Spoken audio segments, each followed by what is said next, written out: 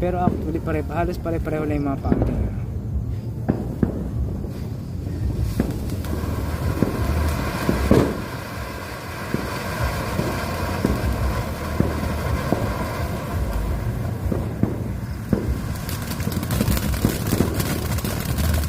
Ito maganda. Kaso magka-crackling ata tayo ng malakas eh. Diba usad na lang tayo pag Ayan.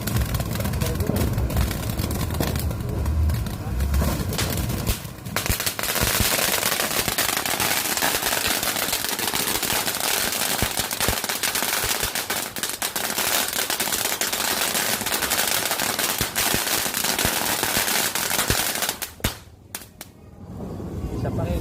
May isa pa pa.